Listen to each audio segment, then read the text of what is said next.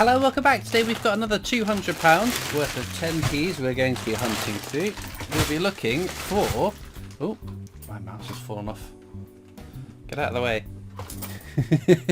Looking for alphabet 10p's, ideally 2019 dated ones because we've never completed the 2019 book. So far though, we have A, C, D, E, F, G, H, I, J, K, L and M, N, O, P, R, T, U, V and X. So the last 6 we've been stuck on for a long time because the 2019s are so low minted and hard to find. What we have done is start another 2018 book. This is my third 2018 book, which we're making good progress in. So far we have A, E, F, G, H, I, K, L and M, N, Q, P, S, T, U, V, X and Y. So again, any of those missing ones would make for fantastic additional finds too. Of course, if we find any territories, crown dependencies, foreign coins as well, that would be make for interesting finds too. So let's get into these bags, see what we find today. Okay then, whilst the coin hunt is ongoing, I'm going to be responding to some recent comments on my videos. If you get a random love and like from me but no response, then I probably saved your comment for a future Q&A video. The way to get questions to me, leave a comment on one of the videos and I trawl through them once a week and pick out a bunch to add to my data bank of questions. And then just before we get to the comments, I am off to the Royal Mint in a couple of weeks time. I will be there the 23rd and 24th of November on the 1 PM tour. I'll be there a bit early and I'll stay a few hours after the tour as well. So if you want to come along and say hi to myself, and I know Gracie and some others are coming along too, it'd be great to see some subscribers down there for the last trip of 2024. Excited again to start going again in 2025, see how many trips we make next year. Okay then, first we get a comment from Paul Hoskins. Says, finding the last coin is a bit of a triathlon. So this is my 50p videos where I'm stuck just on the Olympic triathlon, and yes, it very well could be a triathlon, but every bag I open, that could be the last bag for this book. We could be starting a new book the next video. That's always what's quite exciting, and especially seeing that we have found the Olympic football, we have found the Kew Gardens, we found rarer coins than the triathlon. I feel like we can definitely get this triathlon and complete the book, so I definitely will not be giving up on it, as long as it doesn't take too many years to complete. Right, Aston D1C says, hey guys, I got a Kew Gardens 50p, should I spend it or does it have some value?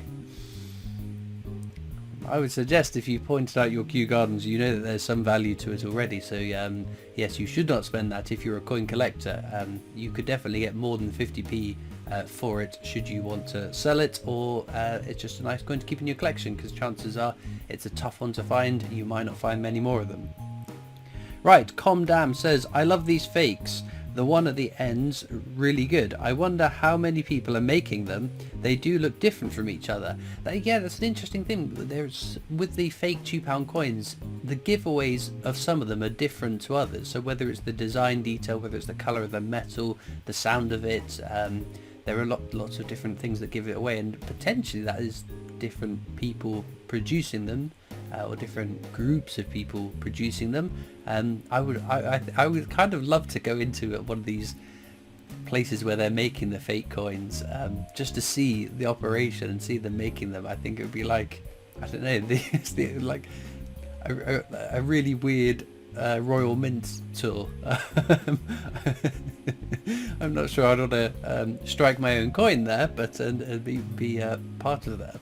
But again, there's that curiosity in me that would love to see what a fake coin producer's setup looks like. Not that I'd ever be invited, of course, or would feel comfortable accepting an invite. Anyway, Gaming 2000 K4S says, I have a Prosperity 50p, is it rare and how much is it worth? So that's peace, prosperity and friendship with all nations, or pepperonis, make the breakfast 50p, depending on what you think of it. And so it is the Brexit 50p, minted to mark the UK's exit from the European Union. There was lots and lots of them made. They're very common. They are worth just 50p, but do check the date on the bottom. It should say 30th of January 2020. That is the date the UK left the European Union, but we were supposed to leave on previous dates and it got postponed. But the coins were all minted, ready to go out into circulation on those days, so they all got melted down and turned into more coins. Allegedly, some of them escaped the Royal Mint with all those alternative dates at the bottom of the coins. So if you do find a Brexit, it might not be worth just 50p, so check that one design detail. If you have got an incorrect date, I imagine that's going to be worth a fair bit of money.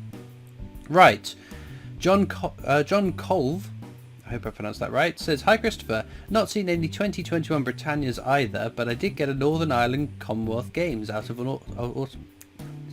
tripping over my tongue here, out of the automatic change chill in Marks and Spencer's yesterday. What a find. I'm originally from Northern Ireland." So yes, very well done. The Northern Ireland Commonwealth Games is a very, very nice coin to find and tick off from your list. 2021 Britannias, no, nor have I. I don't think anyone has yet, because they don't seem to have filtered into circulation. Because 2020 and 2021 were minted for circulation but haven't started appearing so far. I think they're all still at the raw mint in the long store waiting for demand, which doesn't seem to be arising.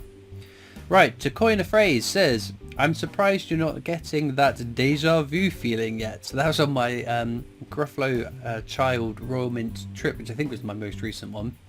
In a weird way, I think you are kind of right. There just tend to be different people that turn up, but it is getting a little bit. So much of it is the same as previous. Obviously, they do add new exhibits in the exhibition place. It's nice to go down and chat some of the staff that I've become friendly with, to see some of my friends who I don't really see outside of going to the Royal Mint experience, and subscribers and things like that. So that's what makes it interesting. In addition to being able to strike the new strike your own coin, but yes, a lot of it is. I don't feel like I can go to the Royal Mint experience without showing the Edward VIII sovereign, and if it's ever taken out of that display for, I don't know, whatever restoration or whatever purposes they might take it out, the Edward VIII sovereign I would very much miss seeing, because it's just a cornerstone of my trip down there. Right. Oh my goodness, where does this name start and end? De Ravensburger. I've probably butchered that, because I can't figure out if that's 3 words or 2. Anyway, hello Christopher, you should actually know the Capa, because you have several finished 10 marker bimetallic coins that depict this bird. I remember seeing that thinking, oh my goodness, yes, I need to look that up and visualize it, and I have promptly forgotten to do so. So I'll do so after I've recorded this video. But no, that sounds quite interesting. It's not a coin that immediately calls to mind, but then again, my memory is appalling. So maybe next time I find it, I'll remember your comment and say, there we go. This is the Capa. Capa? I think it's Capa, isn't it? Yeah, dear.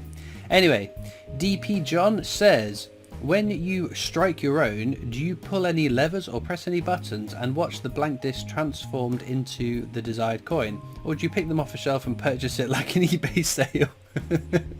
Bit of column A, bit of column B.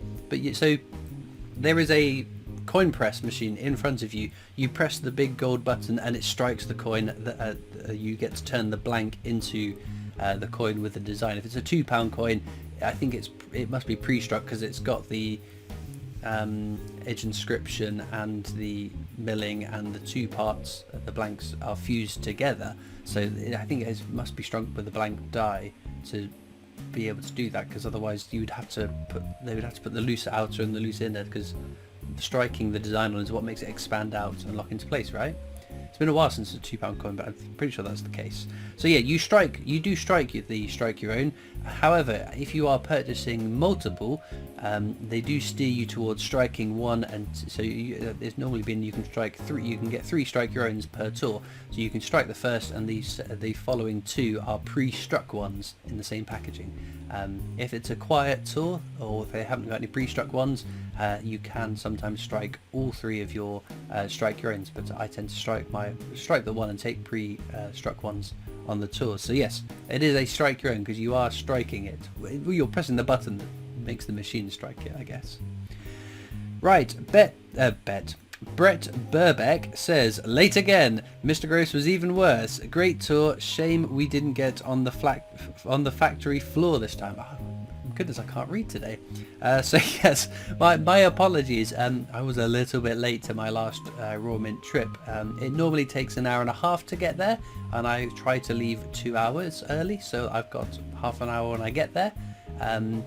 So no, I don't leave 2 hours early. I leave 2 hours before my tour, which gives me half an hour at the Royal Mint experience. However, once we set off, I didn't realise that the part of the M4 was closed.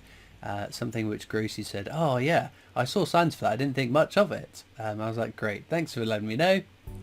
So yes, I was a little bit. I was 10 minutes late. Gracie was about 15 minutes late. I did warn them on the desk, on the reception, that there is someone else hot on my heels on his way here that's running a bit late too. But yes, apologies. We did thankfully get put onto the original tour that was booked though, so I was very grateful for that. Right, one more comment from Coin Patrol. It says, very hard to choose between an Edward VIII sovereign and the 1933 penny. I want both. I guess I kind of agree with you, but for me there is no competition. It's got to be the Edward VIII sovereign. Even if you strip out the values, the Edward VIII sovereign is worth far more than the 1933 penny. So even if you want the 1933 penny, logically you get the Edward VIII sovereign, you sell it, and then you buy 5 or 6 1933 pennies. No. So, but if you take out the value of each individual coin, I still want the Edward VIII sovereign, because I think it's so cool, the king that was never on our coins, to have that trial sovereign, any coin that has got him on it, the trial pieces that have had him on it would be very, very cool to own. I think slightly more so than the 1933 penny, which just looks like a penny. Controversial opinion, apologies. You can disagree down in the comments. I would love to know. That'll be it. Let us know in the comments. What would you pick? The 1933 penny or the Edward VIII trial sovereign? We'll see which gets the most votes. Anyway, let's get back to the coins. Well, unfortunately no alphabet 10p today, but a couple of interesting finds. This one naturally from Jersey, so should not be in our change in the UK, but very nice find nonetheless. 2014 dated, and then another one of these like cut errors, little blobs of metal caused by damage done to the die used to strike the design on, which I think is pretty cool. I found a number of they're at different points around the edge, varying sizes. I guess I keep saying if I line them all up together, we could probably see the slow disintegration of the die as the blob gets bigger and bigger and bigger and bigger. But no, fascinating stuff. So if you found an alphabet 10p, unlike myself today, let us know in the comments what letter you found, where you found it. It just reassures us, because there's normally 3 or 4 or 5 people that have found an alphabet 10p this week. It keeps us hunting, hoping to find one ourselves. As usual, you'll find links in the description of this video as well across to my coin collecting Discord server if you'd like to come and join me and other coin collectors on that. There's also links to my other social media channels, the PO box address if you'd like to write into me, and of course a link to the Britannia Coin Company's YouTube channel, the company I work for as my day job, so please check them out too. All it leaves me to do now though is thank you so much for watching. I hope you've enjoyed, and I'll see you next time for more coins. Bye.